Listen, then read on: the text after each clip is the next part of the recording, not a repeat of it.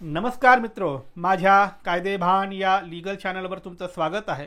तर आजच्या व्हिडिओचा विषय आहे अनडिवायडेड प्रॉपर्टीवर जर एखाद्या भावाचं घर असेल आणि अशा प्रॉपर्टीचं जर पार्टिशन किंवा वाटप करायची वेळ आली तर त्या भावाच्या घराचं काय, या संदर्भाने कायदा काय म्हणतो, तरतूद काय म्हणते आणि एक जजमेंट आपण बघूया. मित्रो, आपल्याकडे बरेचदा जे अनडिवायडेड शेअरवाल्या प्रॉपर्टी असतात किंवा जॉईंट फॅमिलीच्या प्रॉपर्टी असतात त्याच्यामध्ये 2-3 भावामध्ये जर ती प्रॉपर्टी असेल तर एक भाऊ गावाला असतो, बाकी भाऊ शहरात असतात किंवा नोकरी पाण्यासाठी बाहेर असतात. त्याच्यामुळे हे बाहेर असलेले भाऊ फारसं लक्ष देत नाही, त्यांची आपापल्या ठिकाणी घरं असतात. पण जो भाऊ गावाला आहे तो मात्र अतोनात पैसे खर्च करून तिथे एक मोठं घर बांधतो आणि मग राहायला लागतो. कधीतरी या 3-4 भावामध्ये वाद होतो किंवा स्वेच्छेने जी काही वडिलोपार्जित प्रॉपर्टी आहे ती पार्टिशन करायचं म्हणजे वाटप करायची वेळ येते तेव्हा एक तर सहसंमतीने वाटप होतं.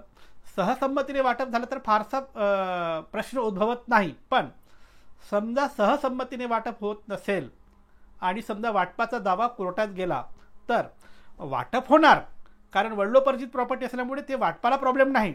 पण हा जो एक भाऊ गावात राहणारा ज्यांनी लाखो रुपये खर्च करून घर बांधलं त्या घराचं काय, कारण बाकी भाऊ म्हणतात कोर्टात दावा गेला म्हणजे वाद झाला आहे, त्याच्यामुळे बाकी भाऊ दम भरत असतात की वाटपामध्ये ते तुझं घर आम्ही पाडू आणि तो हिस्सा आमच्या वाटपात आल्यामुळे आम्ही तुझं घर ठेवणार नाही असं दम भरतात आणि ज्यांनी घर बांधलं तो घाबरतो.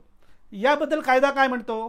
कायदा असं म्हणतो की जरी ती जॉईंट फॅमिलीची प्रॉपर्टी असली आणि वाटप करणे हे जरी कायद्याने ग्राह्य असलं तरी आधीपासून जो भाऊ तिथे घर बांधून राहतो त्या भावाचं घर पाडता येऊ शकत नाही आणि त्या भावाचं घर दुसऱ्याच्या वाटपात दिल्या जाऊ शकत नाही.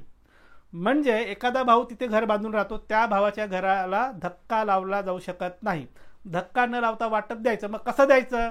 मग कायदा असं म्हणतो की त्या घरापुरता जी काही जमीन आहे त्या जमिनीचा मोबदला घर ज्यांनी बांधलं त्या भावानी इतर भावांना द्यायचा असं कायदा म्हणतो. त्यामुळे तुमची जर वडिलोपार्जित प्रॉपर्टी असेल, तुम्ही जर घर बांधून राहत असाल आणि आत्ता समजा वाटपाचा दावा आला असेल तर अजिबात घाबरू नका. तुमचं वाटप होईल, सगळ्यांना वाटप जाईल आणि या सगळ्या वाटपामध्ये जरी वाटप झालं तरी तुमच्या घराला धक्का लागणार नाही. फक्त एवढंच आहे की त्या घराची जी जागा आहे त्याची नुकसान भरपाई तुम्ही इतर भावांना द्यायचं अशी कायदेशीर तरतूद आहे. बरं, या संदर्भाने काही जजमेंट आहे का? हो, जजमेंट आहे.